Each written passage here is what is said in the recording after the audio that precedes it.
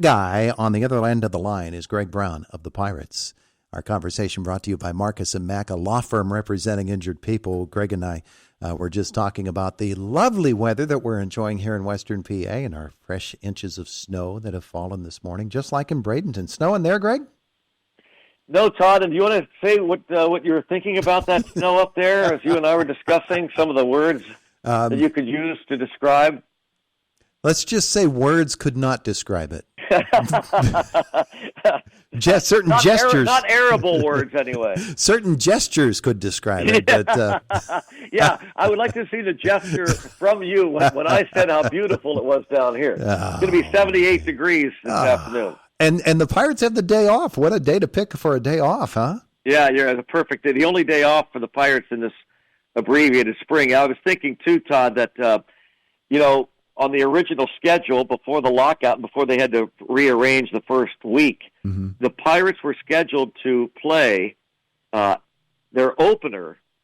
It would have been this Thursday at 1 o'clock against the Cardinals on the original schedule at PNC Park. Now, I understand just looking at the weather, because I was so curious, it does look like it's going to break for the better up there, so it might be a nice day after all, but we don't have to worry about that now. We're breaking camp a week from tomorrow. We'll be in St. Louis 1 week from tomorrow after our game against the Phillies, because we open up on the 7th against the Cardinals. Yeah, well, we wonder, spring training has such a relaxed pace to it, but it's different this year, isn't it? Yeah, it's different because you go through. Steve Blass we kidded with Steve because he always talked about the phases of spring training for a player and really for broadcasters. The excitement of reporting, I guess maybe 4 phases, because the uber excitement of just reporting, getting to Florida, getting out of the cold. And then the games begin, and that's kind of exciting. But then that little, about halfway through the spring, and usually you're talking about a 5 weeks worth of games. Halfway through it, 30-game schedule, 15 or 16 games in, you're thinking, oh, my gosh, when's this going to end? We've had enough of this. And then the last week or so, things ramp up, and you look at that schedule, and you realize when you start the season for real, and when you have to get your luggage to the ballpark or stuff that you've brought down for a whole month plus for moving down here, and that kind of excitement. And I think that what we did, we skipped the middle part. We skipped the lull because it just happened. Bang! All of a sudden, we're playing baseball games. They reported to Lecom Park, not to Pirate City, to work out, and in just 3 days, all of a sudden, they're playing games. So, yeah, it's definitely a different feel to it this year. Yeah, it really is. And I can't imagine the task ahead of Ben Cherington and Derek Shelton in particular, setting up a pitching rotation with guys whose arms aren't going to be as stretched out as they want them to be, finding innings for enough guys to get work in Bradenton this year. It just must be quite the challenge for them to get the guys to play enough ball to get themselves ready for a season. It's a long haul for a season, and that's why you have the long spring training, is in order to get ready for it.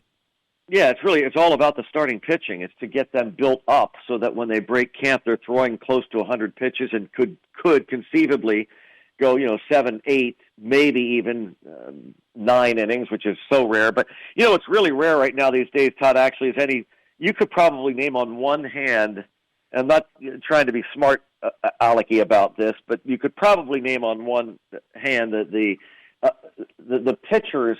Max Scherzer comes to mind, who could go out and start opening day and go 9 innings. Yep. Because in this day and age, with the analytics, pitchers are just not built up anymore to go deep into ball games. So they're looking to go basically twice through the lineup. And but to your point, I find it interesting. And in fact, since I was going to be on these calls this morning with some of our affiliates, I kind of dove deeper into the point about starting pitching, and I've looked now to see what they've done. Very kind of quietly under the radar, they've piggybacked some pitchers who, for example, yesterday, Jose Quintana is a veteran left-handed pitcher the Pirates signed as a free agent. He's going to be in the rotation. But they piggybacked him yesterday with J.T. Brubaker. They also did the same thing on Tuesday last week against the Baltimore Orioles. They did this with Bryce Wilson and Dylan Peters. Twice they've thrown a righty and a lefty back-to-back in the same game, guys that are supposed to be starting pitchers. I think that maybe is where they're looking, and I'm anxious to get to the ballpark tomorrow and ask someone about it to reveal what's up their sleeves. I think that's what they're going to be doing, at least at the start of the season, looking at a righty-lefty combo of Quintana, a lefty, Brubaker, a righty. Have Quintana go through the lineup once or twice, Brubaker piggyback, Bryce Wilson, a right-hander, Dylan Peters, a left-hander. Depending on what that lineup looks like, do you start with a righty to offset them and then bring the lefty in later? Mm-hmm. I think that's how they're going to be creative with these starting pitchers, to your point, since there's not a ton of time to build up guys anyway. Yeah. Hey, Greg, is this the year we finally see Mitch Keller be the Mitch Keller that we've heard about? I sure hope so. And he pitches tomorrow for the third time this spring. His first two starts have been really exciting to see that fastball. Not just once in a while do you see a fastball, which we've seen in the regular season with him, go to 96, maybe 97, but mainly sit at 92, 93, maybe 94. But regular fastballs at 97 plus, 98 plus, 99 plus. If this works for him, I'm all for these places that all these players go to now over the winter. Mm-hmm. These facilities that have all these tracking devices and high-speed cameras and all these analytics, and they help these and hitters try to rework their swings or their motions and so on. And Keller looks like he is a guy that's very free and easy, athletic, looks like a pitcher that's established out there. But if this works, I'm all in for these people that work so hard on the outer outskirts of professional baseball and work independently with these players to get them back to where they should be. And Keller's a prime example of it. Tomorrow's a big start for him, I think. Yeah, you bet. Of course, with Mitch Keller, it's not only command of the fastball, but it's command of the game itself, and the way that it's been able to get into his head a little bit. If he gets the handle on that, man, he could be lights out. Well, and that's 100% true, Todd. If he gets command of all of his pitches, and if he doesn't break, because there have been times when he looks okay, and then maybe a walk, a little broken bat single, and then there's a hit into the gap or a home run, and it just looks like his shoulders shrug, and he doesn't battle like he knows he can. And so, but if your arsenal isn't real strong, if you're going out to the mound and you're not fully set to pitch like you can because your stuff isn't there, that's hard to do. But if he goes to the mound knowing he's got the stuff back and he's got all of his weapons that he can take with him to the fight, then he could be a difference maker. He could be the guy that they wanted at the top of the rotation, going on 4 years ago. Yeah, absolutely. Hey, you mentioned something, and I want to develop this a little bit. I know we don't have all kinds of time here this morning, but the camps and the different academies that the players can go to in the off season, it seems like it's something they really embrace now, and they can't wait to try to get better because it makes longevity for their careers and everything. You think back to the day when Richie Hebner went and dug graves. That was his off season. He dug great. These guys all had jobs. They all had jobs. I shouldn't say all of them, but many of them did have jobs during the off season. And that was, I'm sure that was ages ago. That was prehistoric times to many.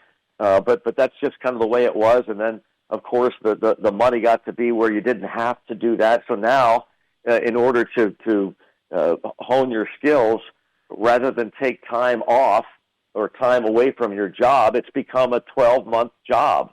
And, more power to these guys that they, and so Mitch Keller, as an example, more power to him. He goes to Charlotte to this particular facility.